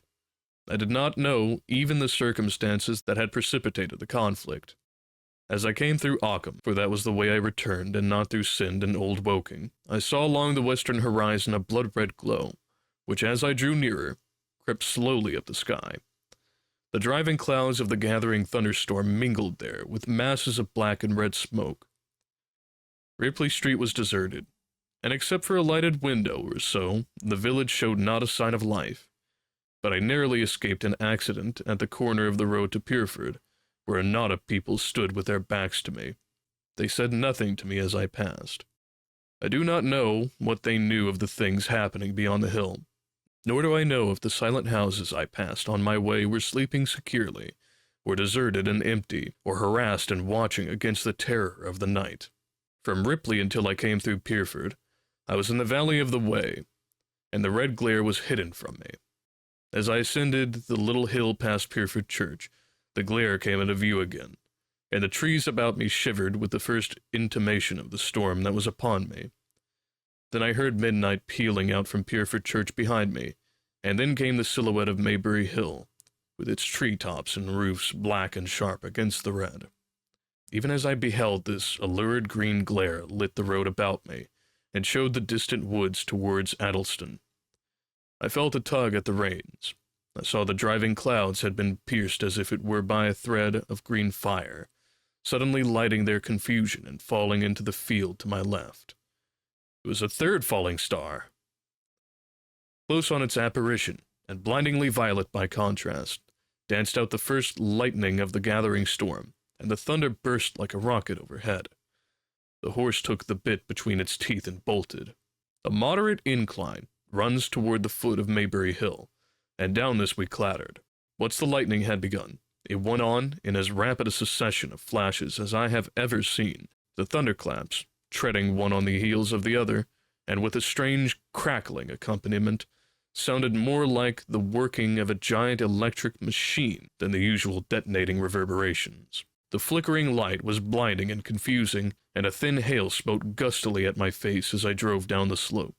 At first I regarded little but the road before me, and then abruptly my attention was arrested by something that was moving rapidly down the opposite slope of Maybury Hill. At first I took it for the wet roof of a house, but one flash following another showed it to be in swift rolling movement. It was an elusive vision, a moment of bewildering darkness, and then, in a flash like daylight, the red masses of the orphanage near the crest of the hill, the green tops of the pine trees, and this problematic object came out clear and sharp and bright. And this thing I saw, how can I describe it? A monstrous tripod, higher than many houses, striding over the young pine trees and smashing them aside in its career. A walking engine of glittering metal striding now across the heather, articulate ropes of steel dangling from it, and the clattering tumult of its passage mingling with the ride of the thunder. A flash, and it came out vividly, heeling over one way with 2 feet in the air, to vanish and reappear almost instantly as it seemed, with the next flash 100 yards nearer. Can you imagine a milking stool tilted and bowled violently along the ground? That was the impression those instant flashes gave. But instead of a milking stool, imagine it a great body of machinery on a tripod stand. Then suddenly the trees in the pine wood ahead of me were parted, as brittle reeds are parted by a man thrusting through them. They were snapped off and driven headlong, and a second huge tripod appeared, rushing, as it seemed, headlong towards me. And I was galloping hard to meet it. At the sight of the second monster, my nerve went altogether. Not stopping to look again, I wrenched the horse's head hard round to the right, and in another moment the dog-cart had keeled over upon the horse. The shaft smashed noisily, and I was flung sideways and fell heavily into a shallow pool of water. I crawled out almost immediately, and crouched, my feet still in the water, under a clump of firs. The horse lay motionless. His neck was broken, the poor brute, and by the lightning flashes I saw the black bulk of the overturned dog-cart and the silhouette of the wheels still spinning slowly. In another moment, the colossal mechanism went striding by me. It passed uphill towards Pierford. Seen nearer, the thing was incredibly strange, for it was no mere insensate machine driving on its way. Machine it was, with a ringing metallic pace and long, flexible, glittering tentacles, one of which gripped a young pine tree, swinging and rattling about its strange body. It picked its road as it went striding along, and the brazen hood that surmounted it moved to and fro with the inevitable suggestion of a head looking about. Behind the main body was a huge mass of white metal like a gigantic fisherman's basket, and puffs of green smoke squirted out from the joints of the limbs as the monster swept by me. And in an instant, it was gone. So much I saw then, all vaguely for the flickering of the lightning and blinding highlights and dense black shadows. As it passed, I set up an exultant, deafening howl that drowned the thunder. Halloo! Halloo! And in another minute, it was with its companion, half a mile away, stooping over something in the field. I have no doubt this thing in the field was the third of the 10 cylinders that had fired at us from Mars. For some minutes I lay there in the rain and darkness, watching, by the intermittent light, these monstrous beings of metal moving about in the distance over the hedge-tops. A thin hail was now beginning, and as it came and went their figures grew misty, and then flashed into clearness again. Now and then came a gap in the lightning, and the night swallowed them up. I was soaked with hail above and puddle water below. It was some time before my blank astonishment would let me struggle up to the bank to a drier position, or think at all of my imminent peril. Not far from me was a little one-room squatter's hut of wood, surrounded by a patch of potato garden. I struggled to my feet at last, and, crouching and making use of every chance of cover, I made a run for this. I hammered at the door, but I could not make the people hear, if there were any people inside, and after a time I desisted, and availing myself of a ditch for the greater part of the way, succeeded in crawling, unobserved by these monstrous machines, into the pine woods towards Maybury.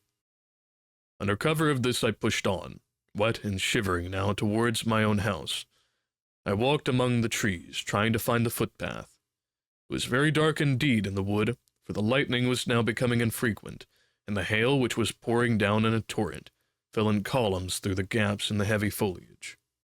If I had fully realized the meaning of all the things I had seen, I should have immediately worked my way round through Byfleet to Street Cobham, and so gone back to rejoin my wife at Leatherhead. But that night, the strangeness of things about me, and my physical wretchedness, prevented me, for I was bruised, weary, wet to the skin, deafened, and blinded by the storm. I had a vague idea of going on to my own house, and that was as much motive as I had. I staggered through the trees, fell into a ditch, and bruised my knees against a plank, and finally splashed out into the lane that ran down from the College Arms. I say splashed, for the storm water was sweeping the sand down the hill in a muddy torrent. There in the darkness, a man blundered into me and sent me reeling back. He gave a cry of terror, sprang sideways, and rushed on before I could gather my wits sufficiently to speak to him. So heavy was the stress of the storm, just at this place, that I had the hardest task to win my way up the hill. I went close up to the fence, on the left, and worked my way along its palings. Near the top I stumbled upon something soft and, by a flash of lightning, saw between my feet a heap of black broadcloth and a pair of boots. Before I could distinguish clearly how the man lay, the flicker of light had passed. I stood over him, waiting for the next flash. When it came, I saw that he was a sturdy man, cheaply but not shabbily dressed. His head was bent under his body, and he lay crumpled up close to the fence, as though he had been flung violently against it. Overcoming the repugnance natural to one who had never before touched a dead body, I stooped and turned him over to feel for his heart. He was quite dead. Apparently, his neck had been broken. The lightning flashed for a third time, and his face leaped upon me. I sprang to my feet. It was the landlord of the Spotted Dog, whose conveyance I had taken. I stepped over him gingerly, and pushed on up the hill. I made my way by the police station and the College Arms towards my own house. Nothing was burning on the hillside, though from the common there still came a red glare and a rolling tumult of ruddy smoke beating up against the drenching hail. So far as I could see by the flashes, the houses about me were mostly uninjured. By the College Arms, a dark heap lay in the road. Down the road towards Maybury Bridge, there were voices and the sound of feet, but I had not the courage to shout or to go to them. I let myself in with my latchkey, closed, locked and bolted the door, staggered to the foot of the staircase, and sat down. My imagination was full of those striding metallic monsters, and of the dead body smashed against the fence. I crouched at the foot of the staircase, with my back to the wall, shivering violently. Chapter 11. At the Window. I've already said that my storms of emotion have a trick of exhausting themselves. After a time I discovered that I was cold and wet, and with little pools of water about me on the stair carpet. I got up almost mechanically, went into the dining room and drank some whiskey, and then I was moved to change my clothes. After I had done this, I went upstairs to my study. But why I did so I do not know. The window of my study looks over the trees and the railway towards Horsell Common. In the hurry of our departure, this window had been left open. The passage was dark, and, by contrast with the picture the window frame enclosed, the side of the room seemed impenetrably dark. I stopped short in the doorway. The thunderstorm had passed. The towers of the Oriental College and the pine trees about it had gone, and very far away, lit by a vivid red glare, the common about the sandpits was visible. Across the light, huge black shapes, grotesque and strange, moved busily to and fro. It seemed indeed as if the whole country in that direction was on fire, a broad hillside set with minute tongues of flame, swaying and writhing with the gusts of the dying storm, and throwing a red reflection upon the cloud scud above. Every now and then a haze of smoke from some nearer conflagration drove across the window and hid the Martian shapes. Neither could I see the nearer fire, though the reflections of it danced on the wall and ceiling of the study. A sharp, resinous tang of burning was in the air. I closed the door noiselessly and crept towards the window. As I did so, the view opened out until, on the one hand, it reached to the houses about Woking Station, and on the other to the charred and blackened pine woods of Byfleet. There was a light down below the hill, on the railway, near the arch, and several of the houses along the Maybury Road and the streets near the station were glowing ruins. The light upon the railway puzzled me at first. There was a black heap and a vivid glare, and to the right of that a row of yellow oblongs. Then I perceived this was a wrecked train, the fore part smashed and on fire, the hinder carriages still upon the rails. Between these three main centers of light, the houses, the train, and the burning country towards Chobham stretched, irregular patches of dark country broken here and there by intervals of dimly glowing and smoking ground. It was the strangest spectacle, that black expanse set with fire. It reminded me, more than anything else, of the potteries at night. At first I could distinguish no people at all, though I peered intently for them. Later I saw against the light of Woking Station a number of black figures hurrying one after the other across the line. And this was the little world in which I had been living securely for years, this fiery chaos. What had happened in the last 7 hours, I still did not know. Nor did I know, though I was beginning to guess, the relation between these mechanical colossi and the sluggish lumps I had seen disgorged from the cylinder. With a queer feeling of impersonal interest, I turned my desk chair to the window, sat down, and stared at the blackened country, and particularly at the 3 gigantic black things that were going to and fro in the glare about the sandpits. They seemed amazingly busy. I began to ask myself what they could be. Were they intelligent mechanisms? Such a thing I felt was impossible. Or did a Martian sit within each, ruling, directing, using, much as a man's brain sits and rules in his body? I began to compare the things to human machines, to ask myself for the first time in my life how an ironclad or a steam engine would seem to an intelligent lower animal. The storm had left the sky clear, and over the smoke of the burning land, the little fading pinpoint of Mars was dropping into the west, when a soldier came into my garden. I heard a slight scraping at the fence, and rousing myself from the lethargy that had fallen upon me, I looked down and saw him dimly, clambering over the palings. At the sight of another human being, my torpor passed, and I leaned out of the window eagerly. "Hist," said I in a whisper. He stopped astride of the fence in doubt. Then he came over and across the lawn to the corner of the house. He bent down and stepped softly. "Who's there?" he said, also whispering, standing under the window and peering up. "Where are you going?" I asked. "God knows." "Are you trying to hide?" "That's it." "Come into the house," I said. I went down, unfastened the door, and let him in, and locked the door again. I could not see his face. He was hatless, and his coat was unbuttoned. "My God," he said as I drew him in. "What has happened?" I asked. "What hasn't?" In the obscurity I could see he made a gesture of despair. "They wiped us out. Simply wiped us out," he repeated again and again. He followed me almost mechanically into the dining room. "Take some whiskey," I said, pouring out a stiff dose.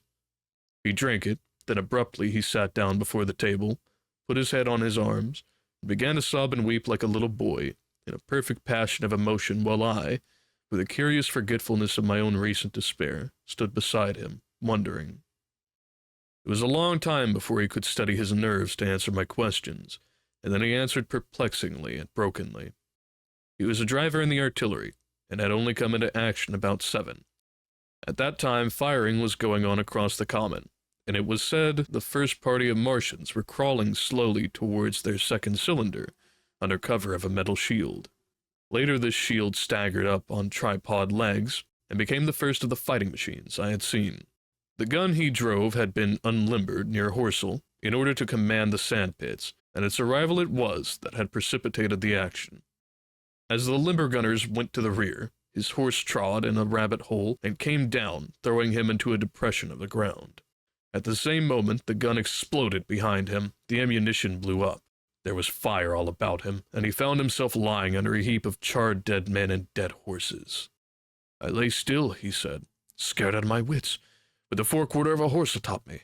We'd been wiped out, and the smell, good God, like burnt meat. I was hurt across the back by the fall of the horse, and there I had to lie until I felt better. Just like parade it had been a minute before, then stumbled, bang, swish. Wiped out," he said. He had hid under the dead horse for a long time, peeping out furtively across the common. The Cardigan men had tried a rush, in skirmishing order, at the pit, simply to be swept out of existence. Then the monster had risen to its feet and had begun to walk leisurely to and fro across the common, among the few fugitives, with its head-like hood turning about exactly like the head of a cowled human being. A kind of arm carried a complicated metallic case, about which green flashes scintillated, and out of the funnel of this there smoked the heat ray. In a few minutes there was, so far as the soldier could see, not a living thing left upon the common, and every bush and tree upon it that was not already a blackened skeleton, was burning. The hussars had been on the road beyond the curvature of the ground, and he saw nothing of them. He heard the Maxims rattle for a time and then become still. The giants saved Woking Station and its cluster of houses until the last. Then, in a moment, the heat ray was brought to bear, and the town became a heap of fiery ruins. Then the thing shut off the heat ray, and turning its back upon the artillerymen, began to waddle away towards the smoldering pine woods that sheltered the second cylinder. As it did so, a second glittering titan built itself up out of the pit. The second monster followed the first, and at that the artillerymen began to crawl very cautiously across the hot heather ash towards Horsell. He managed to get alive into the ditch by the side of the road and so escaped to Woking. There his story became ejaculatory. The place was impassable. It seems that there were a few people alive there, frantic for the most part, and many burned and scalded. He was turned aside by the fire and hid among some almost scorching heaps of broken wall as one of the Martian giants returned. He saw this one pursue a man, catch him up in one of its steely tentacles, and knock his head against the trunk of a pine tree. At last, after nightfall, the artilleryman made a rush for it and got over the railway embankment. He had been consumed with thirst until he found one of the water mains near the railway arch smashed, and the water bubbling out like a spring upon the road. That was the story I got from him, bit by bit. He grew calmer, telling me, and trying to make me see the things he had seen. He had eaten no food since midday, he told me eagerly in his narrative, and I found some mutton and bread in the pantry and brought it into the room. We lit no lamp for fear of attracting the Martians, and ever and again our hands would touch upon bread or meat. As he talked, things about us came darkly out of the darkness, and the trampled bushes and broken rose trees outside the window grew distinct. It would seem that a number of men or animals had rushed across the lawn. I began to see his face, blackened and haggard, as no doubt mine was also. When we had finished eating, we went softly upstairs to my study, and I looked again out of the open window. In one night, the valley had become a valley of ashes. The fires had dwindled now. Where flames had been, there were now streamers of smoke, but the countless ruins of shattered and gutted houses and blasted and blackened trees that the night had hidden stood out now gaunt and terrible in the pitiless light of dawn. Yet here and there some object had had the luck to escape. A white railway signal here, the end of a greenhouse there, white and fresh amid the wreckage. Never before in the history of warfare had destruction been so indiscriminate and so universal, and shining with the growing light of the east. Three of the metallic giants stood about the pit, their cowls rotating as though they were surveying the desolation they had made. It seemed to me that the pit had been enlarged, and ever and again puffs of vivid green vapors streamed up and out of it towards the brightening dawn, streamed up, whirled, broke, and vanished. Beyond were the pillars of fire about Chobham. They became pillars of bloodshot smoke at the first touch of day. Chapter 12. What I saw of the destruction of Weybridge and Shepperton. As the dawn grew brighter, we withdrew from the window from which we had watched the Martians and went very quietly downstairs. The artilleryman had agreed with me that the house was no place to stay in. He proposed, he said, to make his way Londonward, and thence rejoin his battery, number 12, of the horse artillery. My plan was to return at once to Leatherhead, and so greatly had the strength of the Martians impressed me that I had determined to take my wife to Newhaven, and go with her out of the country forthwith, for I had already perceived clearly that the country about London must inevitably be the scene of a disastrous struggle before such creatures as these could be destroyed. Between us and Leatherhead, however, lay the third cylinder, with its guarding giants. Had I been alone, I think I should have taken my chance and struck across country, but the artilleryman dissuaded me. It's no kindness to the right sort of wife, he said, to make her a widow. And in the end, I agreed to go with him, under cover of the woods, northward as far as Street Cobham before I parted with him.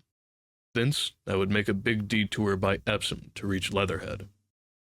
I should have started at once, but my companion had been in active service, and he knew better than that. He made me ransack the house for a flask, which he filled with whiskey, and we lined every available pocket with packets of biscuits and slices of meat. Then we crept out of the house and ran as quickly as we could down the ill-made road by which I had come overnight. The houses seemed deserted. In the road lay a group of 3 charred bodies, close together, struck dead by the heat ray, and here and there were things that people had dropped: a clock, a slipper, a silver spoon, and the like poor valuables. At the corner turning up towards the post office, a little cart, filled with boxes and furniture, and horseless, heeled over on a broken wheel. A cash box had been hastily smashed open and thrown under the debris. Except the lodge of the orphanage, which was still on fire, none of the houses had suffered very greatly here. The heat ray had shaved the chimney tops and passed. Yet, save ourselves, there did not seem to be a living soul on Maybury Hill. The majority of the inhabitants had escaped, I suppose, by way of the old Woking road, the road I had taken when I drove to Leatherhead, where they had hidden. We went down the lane, by the body of the man in black, sodden now from the overnight hail, and broke into the woods at the foot of the hill. We pushed through these towards the railway without meeting a soul. The woods across the line were but the scarred and blackened ruins of woods. For the most part the trees had fallen, but a certain proportion still stood. Dismal grey stems, with dark brown foliage instead of green. On our side, the fire had done no more than scorch the nearer trees. It had failed to secure its footing. In one place the woodmen had been at work on Saturday. Trees, felled and freshly trimmed, lay in a clearing, with heaps of sawdust by the sawing machine and its engine.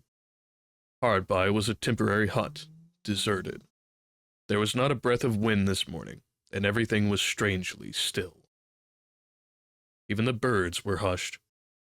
And as we hurried along, I and the artilleryman talked in whispers, and looked now and again over our shoulders. Once or twice we stopped to listen. After a time, we drew near the road, and as we did so we heard the clatter of hoofs, and saw through the tree stems 3 cavalry soldiers, riding slowly towards Woking. It was a lieutenant and a couple of privates of the 8th Hussars, with a stand like a theodolite, which the artilleryman told me was a heliograph. "You're the first men I've seen coming this way this morning," said the lieutenant. "What's brewing?" His voice and face were eager. The men behind him stared curiously. The artilleryman jumped down into the bank into the road and saluted. "Gun destroyed last night, sir. Have been hiding. Trying to rejoin battery, sir. You'll come in sight of the Martians, I expect, about half a mile along this road." "What in the dickens are they like?" asked the lieutenant. "Giants in armor, sir. 100 feet high, 3 legs and a body like aluminum, with a mighty great head and a hood, sir." "Get out," said the lieutenant. "What confounded nonsense." "You'll see, sir. They carry a kind of box, sir, that shoots fire and strikes you dead." "What do you mean? A gun?" "No, sir." And the artilleryman began a vivid account of the heat ray. Halfway through, the lieutenant interrupted him and looked up at me. I was still standing on the bank by the side of the road. "It's perfectly true," I said. "Well," said the lieutenant, "I suppose it's my business to see it too. Look here," to the artilleryman. "We're detailed here, clearing people out of their houses. You'd better go along and report yourself to Brigadier General Marvin, and tell him all you know. He's at Weybridge. Know the way?" "I do," he said, and he turned his horse southward again. "Half a mile, you say?" said he. "At most," I answered, and pointed over the tree-tops southward. He thanked me and rode on, and we saw them no more. Farther along, we came upon a group of 3 women and 2 children in the road, busy clearing out a laborer's cottage. They had got hold of a little hand truck, and were piling it up with unclean-looking bundles and shabby furniture. They were all too assiduously engaged to talk with us as we passed. By Byfleet Station, we emerged from the pine trees, and found the country calm and peaceful under the morning sunlight. We were far beyond the range of the heat ray there, and had it not been for the silent desertion of some of the houses, the stirring movement of packing in others, and the knot of soldiers standing on the bridge over the railway, and staring down the line towards Woking, the day would have seemed very like any other Sunday. Several farm wagons and carts were moving creakily along the road to Addleston, and suddenly through the gate of a field we saw, across a stretch of flat meadow, 6 12-pounders standing neatly at equal distances pointing towards Woking. The gunners stood by the guns waiting, and the ammunition wagons were at a business-like distance. The men stood almost as if under inspection. "That's good," said I. "They will get one fair shot, at any rate." The artilleryman hesitated at the gate. "I shall go on," he said. Farther on, towards Weybridge, just over the bridge, there were a number of men in white fatigue jackets throwing up a long rampart, and more guns behind. "It's bows and arrows against the lightning, anyhow," said the artilleryman. "They haven't seen that fire beam yet." The officers, who were not actively engaged, stood and stared over the treetops southwestward, and the men digging would stop every now and again to stare in the same direction. Byfleet was in a tumult. People packing and a score of hussars, some of them dismounted, some on horseback, were hunting them about. 3 or 4 black government wagons, with crosses and white circles, and an old omnibus, among other vehicles, were being loaded in the village street. There were scores of people, most of them sufficiently sabbatical to have assumed their best clothes. The soldiers were having the greatest difficulty in making them realize the gravity of their position. We saw one shriveled old fellow with a huge box and a score or more of flower pots containing orchids, angrily expostulating with the corporal who would leave them behind. I stopped and gripped his arm. "Do you know what's over there?" I said, pointing at the pine tops that hid the Martians. "Eh?" he said, turning. "I was explaining these is valuable. Death is coming! Death!" And leaving him to digest that if he could, I hurried on after the artilleryman. At the corner I looked back. The soldier had left him, and he was still standing by his box, with pots of orchids on the lid of it, and staring vaguely over the trees. No one in Weybridge could tell us where the headquarters were established. The whole place was in such confusion as I had never seen in any town before. Carts, carriages everywhere, the most astonishing miscellany of conveyances and horseflesh. The respectable inhabitants of the place, men in golf and boating costumes, wives prettily dressed, were packing riverside, loafers energetically helping, children excited, and for the most part, highly delighted at this astonishing variation of their Sunday experiences. In the midst of it all, the worthy vicar was very pluckily holding an early celebration, and his bell was jangling out above the excitement. I and the artilleryman, seated on the step of the drinking fountain, made a very passable meal upon what we had brought with us. Patrols of soldiers, here no longer hussars but grenadiers in white, were warning people to move now or to take refuge in their cellars as soon as the firing began. We saw as we crossed the railway bridge that a growing crowd of people had assembled in and about the railway station, and the swarming platform was piled with boxes and packages. The ordinary traffic had been stopped, I believe, in order to allow the passage of troops and guns to Chertsey, and I had heard since that a savage struggle occurred for places in the special trains that were put on at a later hour. We remained at Weybridge until midday, and at that hour we found ourselves at the place near Shepperton Lock, where the Wey and Thames join. Part of the time we spent helping 2 old women to pack a little cart. The Wey has a treble mouth, and at this point boats are to be hired, and there was a ferry across the river. On the Shepperton side was an inn with a lawn, and beyond that the tower of Shepperton Church. It has been replaced by a spire, rose above the trees. Here we found an excited and noisy crowd of fugitives. As yet the flight had not grown to a panic, but there were already far more people than all the boats going to and fro could enable to cross. People came panting along under heavy burdens. One husband and wife were even carrying a small outhouse door between them, with some of their household goods piled thereon. One man told us he meant to try and get away from the Shepperton station. There was a lot of shouting, and one man was even jesting. The idea people seemed to have here was that the Martians were simply formidable human beings, who might attack and sack the town, to be certainly destroyed in the end. Every now and then people would glance nervously across the way, at the meadows towards Chertsey, but everything over there was still. Across the Thames, except just where the boats landed, everything was quiet, in vivid contrast to the Surrey side. The people who landed there from the boats went tramping off down the lane. The big ferry boat had just made a journey. 3 or 4 soldiers stood on the lawn of the inn, staring and jesting at the fugitives, without offering to help. The inn was closed, as it was now within prohibited hours. "What's that?" cried a boatman. "And shut up, you fool!" said a man near me to a yelping dog. Then the sound came again, this time from the direction of Chertsey, a muffled thud, the sound of a gun. The fighting was beginning. Almost immediately, unseen batteries across the river to our right, unseen because of the trees, took up the chorus, firing heavily one after the other. A woman screamed. Everyone stood arrested by the sudden stir of the battle, near us and yet invisible to us. Nothing was to be seen save flat meadows, cows feeding unconcernedly for the most part, and silvery pollard willows, motionless in the warm sunlight. "The soldiers will stop 'em," said a woman beside me, doubtfully. A haziness rose over the tree-tops. Then suddenly we saw a rush of smoke far away up the river, a puff of smoke that jerked up into the air and hung, and forthwith the ground heaved underfoot with a heavy explosion, shook the air, smashing 2 or 3 windows in the houses near, and leaving us astonished. "Here they are!" shouted a man in a blue jersey. "Yonder! Do you see 'em? Yonder!" Quickly, one after the other, 1, 2, 3, 4 of the armored Martians appeared, far away over the little trees across the flat meadows that stretched towards Chertsey and striding hurriedly towards the river. Little cowled figures, they seemed, at first, going with a rolling motion and as fast as flying birds. Then, advancing obliquely towards us, came a 5th. Their armored bodies glittered in the sun, as they swept swiftly forward upon the guns, growing rapidly larger as they drew nearer.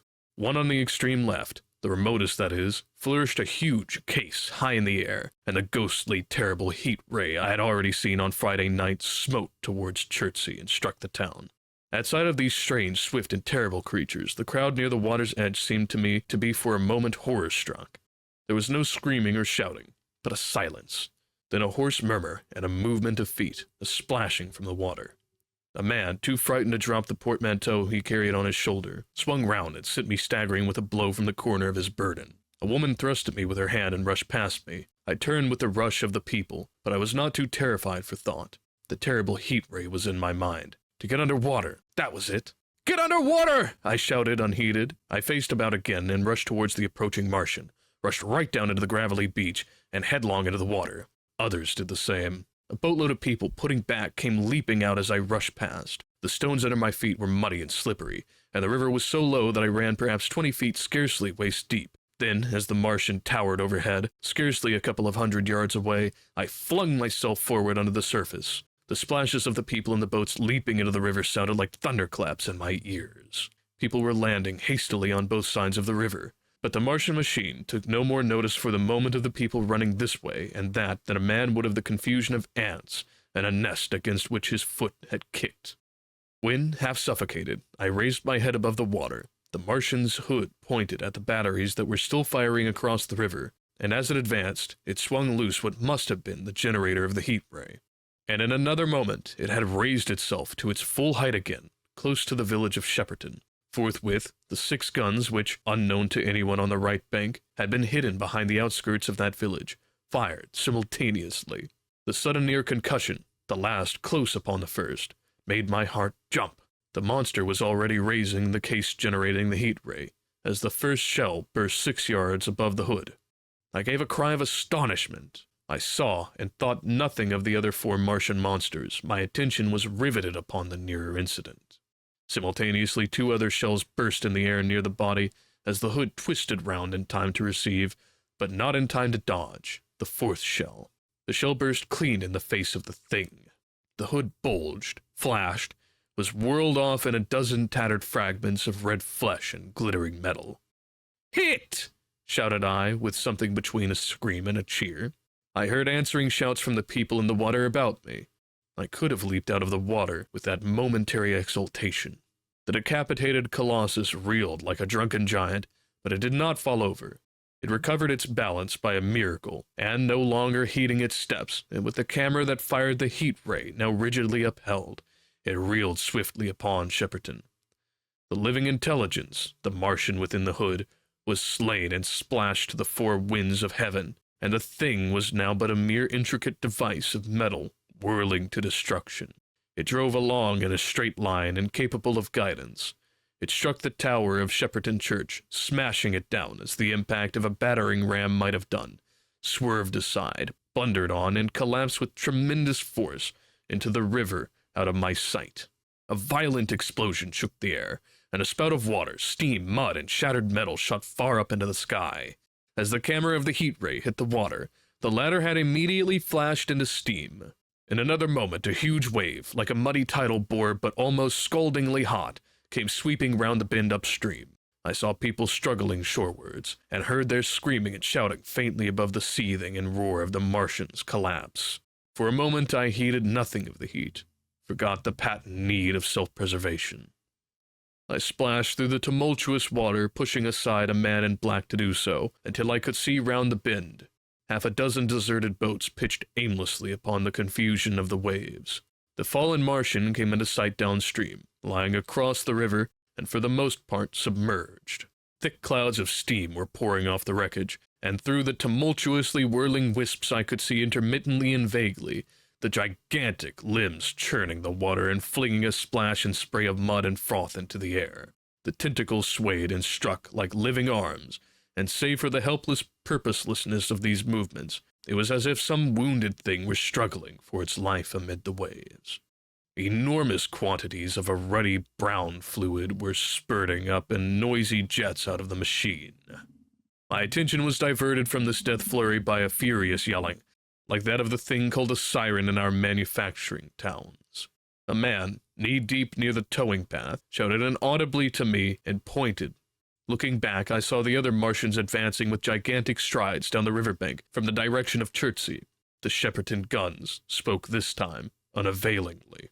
At that, I ducked at once underwater, and holding my breath until movement was an agony, blundered painfully ahead under the surface as long as I could. The water was in a tumult about me, and rapidly growing hotter. When for a moment I raised my head to take breath and throw the hair and water from my eyes, the steam was rising in a whirling white fog that at first had hid the Martians altogether. The noise was deafening.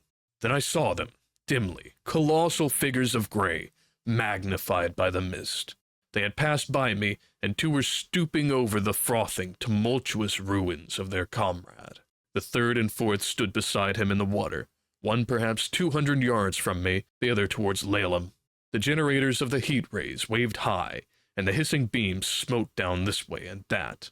The air was full of sound, a deafening and confusing conflict of noises, the clangorous din of the Martians, the crash of falling houses, the thud of trees, fences, sheds, flashing into flame, and then crackling and roaring of fire. Dense black smoke was leaping up to mingle with the steam from the river, and as the heat ray went to and fro over Weybridge, its impact was marked by flashes of incandescent white that gave place at once to a smoky dance of lurid flames. The nearer houses still stood intact, awaiting their fate, shadowy, faint, and pallid in the stream, with the fire behind them going to and fro. For a moment perhaps I stood there, breast high, in the almost boiling water, dumbfounded at my position, hopeless of escape. Through the reek, I could see the people who had been with me in the river scrambling out of the water through the reeds, like little frogs hurrying through the grass from the advance of a man, or running to and fro under dismay on the towing path. Then suddenly the white flashes of the heat ray came leaping towards me. The houses caved in as they dissolved at its touch, and darted out flames. The trees changed to fire with a roar. The ray flickered up and down the towing path, licking off the people who ran this way and that, and came down to the water's edge not 50 yards from where I stood. It swept across the river to Shepperton, and the water in its track rose in a boiling wheel crested with steam. I turned shoreward. In another moment the huge wave, well nigh at the boiling point, had rushed upon me. I screamed aloud and scalded, half-blinded, agonized. I staggered through the leaping, hissing water towards the shore. Had my foot stumbled, it would have been the end. I fell helplessly in full sight of the Martians upon the broad, bare, gravelly pit that runs down to mark the angle of the Wey and Thames. I expected nothing but death. I have a dim memory of the foot of a Martian coming down within a score of yards of my head, driving straight into the loose gravel, whirling it this way and that, and then lifting again, of a long suspense. And then the four carrying the debris of their comrade between them, now clear and then presently faint through a veil of smoke, receding interminably, as it seemed to me, across a vast space of river and meadow. And then, very slowly, I realized that by a miracle I had escaped.